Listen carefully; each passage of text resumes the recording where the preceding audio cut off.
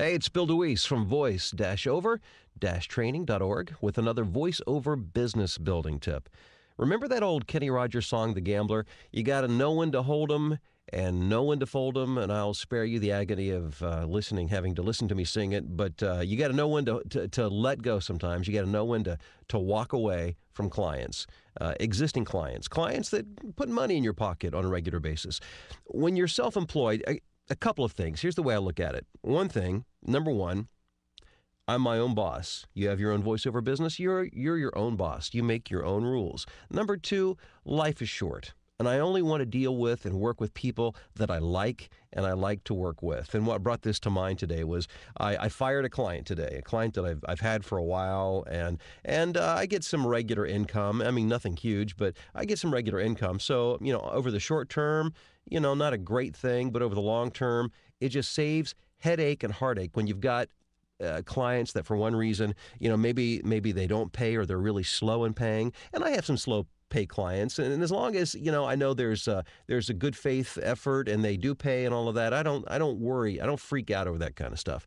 But when people lack certain people skills, social skills, business skills, in other words, they're rude and don't know how to treat other people well and work well with other people. When you're in business for yourself, you don't have to put up with that kind of stuff. So when it comes to the point, and here's how I measure it. To me, it's return on an investment, and it's not just monetary.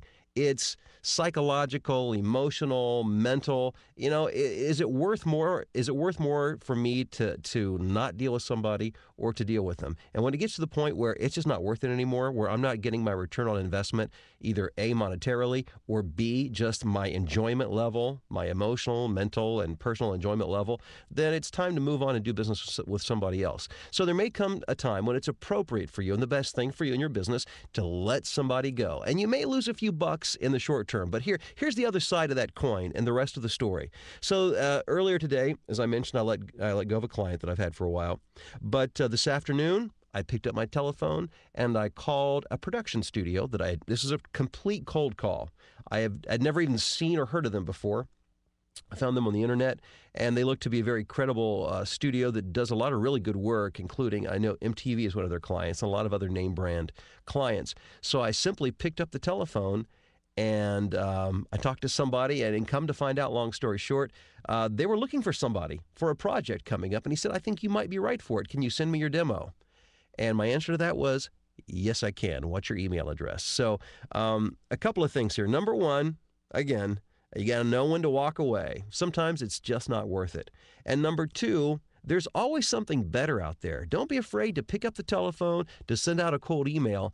There are lots of great companies out there with lots of great work that pay really well that are looking for good voiceover talent. So it may seem like they're hard work, but the more you do it, the easier it gets. So pick up the telephone, write an email, get yourself a good client, some good paying business, and it'll take your voiceover business just one more step down the road in the direction that you want to go. I wish you all the best in your voiceover business. And for more tips, tricks, techniques, strategies when it comes to building your voiceover business, I invite you to join me and to visit www.voice-over-training.org. Until next time.